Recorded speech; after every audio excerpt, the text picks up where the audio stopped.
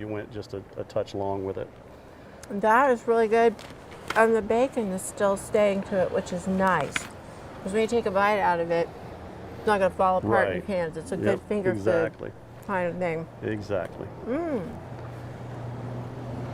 salad looks fabulous.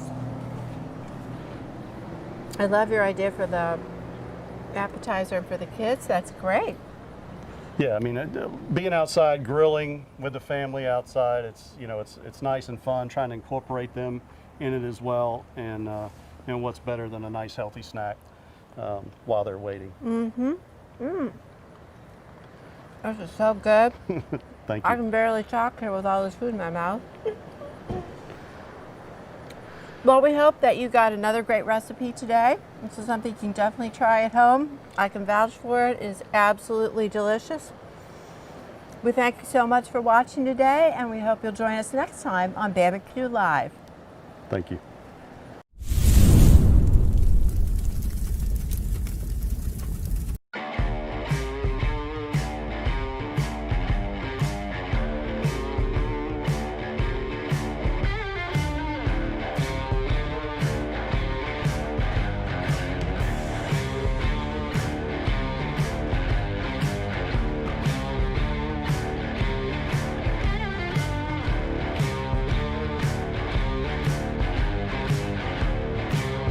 Good sauce. Enough said.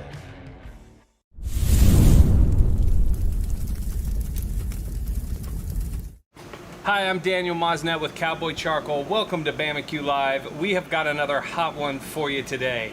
We all love a great Louisiana seafood boil, but sometimes we don't have all that equipment in our backyard. So we're going to show you today how to do that right here on the pit barrel smoker. We take all of the normal ingredients that you love with your seafood boil, and spending some time down there with the great John Folse.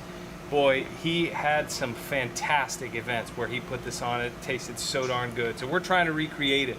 He really gave us a little bit of information about where these seafood boils came from and all the cultures that went into one pot and how it brought everybody together. So hopefully you guys can do this in your backyard, invite some friends and family over, and have a really great occasion because it's a classic recipe. We're just going to put our little spin on it today. So what we have going right now, this takes about 30 minutes to cook, so we want to show you what it looks like. We've got all this great smoke rolling right over the top of our seafood boil, and you can see that we've got corn and shrimp and andouille sausage from the south. We've got scallops in there. We've got potatoes. Just a great little boil. It's all boiling in their own juices right there. We're gonna let that cook. That's probably gonna take another 15 minutes or so to cook. So I'm gonna show you the steps to get to where we are right now.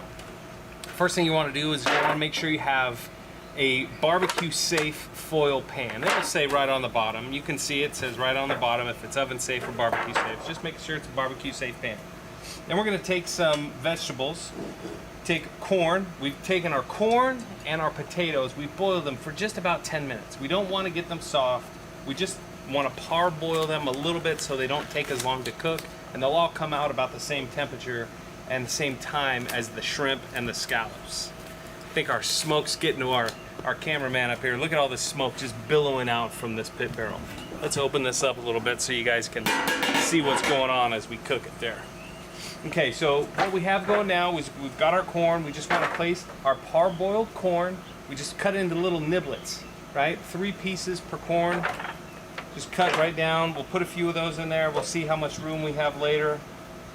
Hopefully you get about 3 or 4 pans of all of this. We've got our multicolored potatoes. You could use larger potatoes and just cut them into quarters with a little bit of olive oil. But again, we want to parboil those separately for about 10 minutes. We want to just make them just a little bit soft. You just want to be able to squeeze them just a little bit, and then they'll continue to cook while they're on the barbecue. Okay? So we're just going to add about that many, and then we'll see how much room we have left. It's great to top that if we need to. The next thing we're going to add is our andouille sausage. Okay? You really want to try to find andouille sausage. You can use any kind of sausage that you like. Andouille is the traditional sausage from the south, from Creole country. You can use anything you like, but this has a little bit better flavor. Again, we'll save a little bit of room. We're getting a little full as it is. Now, we've got a few secret ingredients. I like my food a little bit spicy. So we're gonna add a couple of jalapenos. This is not a Creole tradition, but it's my tradition, right? So we're gonna add a couple jalapenos right here. We like, and they're just gonna continue to roast all the way through.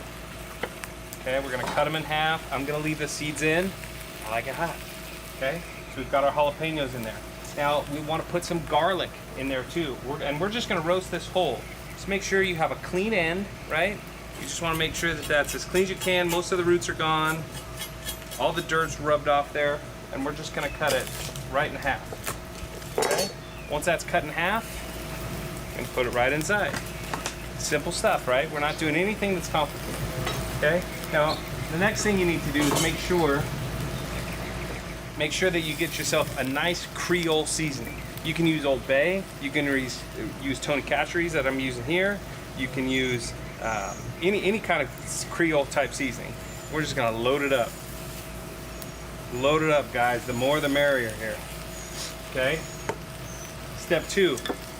This is probably not the healthiest part of the recipe. Boy, that seasoning will get you. Whew. Got a little bit of butter, a couple of sticks. Now to this, you're gonna add hot sauce, okay? We're spicing this up a little bit today with truffled hot sauce. So we're gonna elevate our flavors even more. So we've got truffle flavors, we've got Creole flavors. We're gonna add about a cup of this hot sauce right to the butter. Yeah, a cup, you might as well just add the whole thing, right? We said we liked it hot. So we got about a 50-50 mixture there. Okay, we're gonna whisk this up. And this is our boil, right? This is what it's gonna boil. Now we're gonna render a lot of juices out of the food that we're cooking, the corn, the sausage, and the seafood that we put in. Boy, that's really boiling pretty good. You see inside there? That looks fantastic. Look at all of this. Look at all of this, just getting some nice action here. We've got our hickory chunks in there. That's bringing up the smoke and bringing up the temperature. Okay, a couple more steps here, guys. We're gonna add our prawns. Get big ones. I like that you can do it either way. I like to leave the tails on so they're easier to pick out and grab, because sometimes you just want to dump this right on a piece of newspaper, right? So I like to leave the tails on, and I like to leave some scallops whole. We've got nice, beautiful sea scallops. If you can see that through the smoke. We've got beautiful sea scallops here. They're really good size. So we're gonna leave those whole. You can cut them in half if you want them to go a little bit farther. They're expensive. So we're gonna add all of these pieces here. Once all of these pieces are added, clean up our mess. Once all these pieces are added, then we're gonna drizzle just a little bit of butter. It's just a little butter, guys. Right over the top. Look at that. Okay. Doesn't that look good? Now, we want to toss the coat. A great thing about this recipe is you can do this a day ahead. You can have these all set. You can have this for a big dinner party. And you can have several trays of this. So when you're ready to eat, you just put it on. It takes about a half an hour to cook. You just put them on right as your guests are arriving. Have a nice party, enjoy yourselves, pull these out, and they're done. Okay? And that's it. That's the whole recipe. If you want, you can add a little bit of your seasoning again right over the top. We like a nice bold flavor.